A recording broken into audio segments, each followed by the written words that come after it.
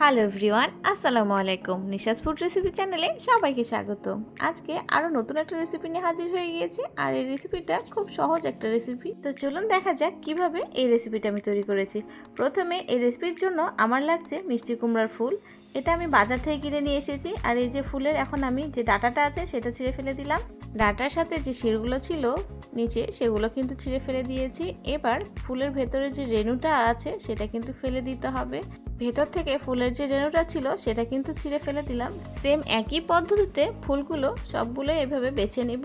ফুলগুলো যেহেতু বাছা হয়ে গেছে, এবার একটা বাটিতে নিয়ে নিলাম। এগুলো এখন আমি একটু ধুয়ে নিব। যেহেতু এগুলোতে একটু ধুলাবালি থাকতে পারে, তাই একটু পানি দিয়ে ধুয়ে নিলে ভালো হয়। এবার ফুলগুলো একটা করে নিয়ে আমি সুন্দর করে পানিতে ধুয়ে নিব। আর এই যে এইভাবে কিন্তু আমি ধুয়ে নিচ্ছি। সাইডে একটা হাফ প্লেট নিয়েছি। ফুলগুলো ধোয়ার পরে একটা একটা করে আমি ফুলগুলো হাফ প্লেটে তুলে নিব। আর এই তো আমি এইভাবে কাজটা করে নিচ্ছি।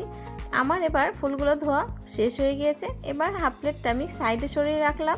এবার একটা ব্যাটারের জন্য বাটি নিয়ে নিয়েছি। আর এরপর নিয়ে নিলাম আধা কাপ চালের গুঁড়া আর আধা কাপ বেসন। এবার এখানে দিয়ে দিব হাফ চা চামচ মরিচ গুঁড়া। আর এই ঝালটা কিন্তু আপনারা কম বেশি করে নিতে পারেন। সামান্য একটু হলুদ গুঁড়া দিয়ে দিলাম, আর হাফ চা চামচের কম জিরের গুঁড়ো দিয়ে দিয়েছি। স্বাদ মতো লবণ দিয়ে দিলাম, প্রায় হাফ চা চামচের মতো। আর এখানে দিয়ে দিলাম হাফ চা চামচের মতো কর্নফ্লাওয়ার, আর সামান্য একটু বেকিং পাউডার দিয়ে দিয়েছি। আরও অ্যাড করে দিলাম কালো জিরা। তো এবার শুকনো উপকরণগুলো হ্যান্ড উইক্স দিয়ে একটু মিশিয়ে নিব। তাই তো হ্যান্ড উইক্সের সাহায্যে আমি উপকরণগুলো একটু মিশিয়ে নিয়েছি। এবার যেহেতু একটা ব্যাটার তৈরি করতে হবে, এখানে পানি অ্যাড করব। আর এই পানিটা কিন্তু আমি অল্প অল্প করে অ্যাড করব, একবারে কিন্তু পানি বেশি দেওয়া যাবে না, নইলে কিন্তু ব্যাটারটা অনেক পাতলা হয়ে যেতে পারে। তো যাই হোক, আমি কিন্তু অল্প অল্প করে পানিটা অ্যাড করেছি। আপনারাও চাইলে কিন্তু আমার মতো করে কাজটা করতে পারেন। তো আমার ব্যাটারটা কিন্তু হয়ে গিয়েছে। এবার দেখতেই পাচ্ছেন কত সুন্দর একটা ব্যাটার হয়েছে আমার। ব্যাটারটা যেহেতু রেডি হয়ে গেছে, এটা এখন একটা সাইডে রেখে দিব। এবার চলে যাব চুলাতে। ভাজার জন্য পরিমাণ মতো এখানে তেল দিয়ে নিলাম। আর এই তেলটা গরম হয়ে আসা অবধি অপেক্ষা করব। এদিকে তেলটা যেহেতু আমার গরম হয়ে এসেছে, আর আগে থেকে যে ব্যাটারটা তৈরি করে রেখেছিলাম সেই ব্যাটারে ফুলগুলো একটু করে চুপিয়ে আমি এখন এটা একটা একটা করে তেলে দিয়ে দিব। একইভাবে ফুলের পাকোড়াগুলো আমি তেলে দিয়ে দিব। আর এ সময় চুলার আঁচটা কিন্তু মিডিয়াম টু হাই ছিল।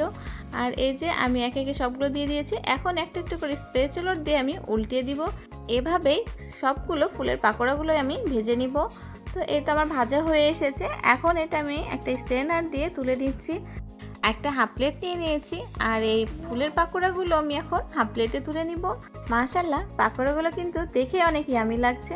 এবার আমি পরিবেশনের জন্য এখানে টমেটো সস নিয়েছি। আপনারা চাইলে যে কোনো সস দিয়ে পরিবেশন করতে পারেন।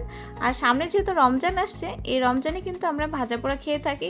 তাই ইফতারিতে এই ধরনের কুমড়ো ফুলের পাকোড়া থাকলে তো কোনো কথাই হবে না। তো আমার এই রেসিপিটা যদি আপনাদের ভালো লেগে থাকে, অবশ্যই একটা কমেন্ট করে জানাবেন। এবং আমার চ্যানেলে নতুন নতুন রেসিপি পেতে আমার চ্যানেলটা সাবস্ক্রাইব করবেন। সবাই ভালো থাকবেন, সুস্থ থাকবেন। আল্লাহ হাফিজ।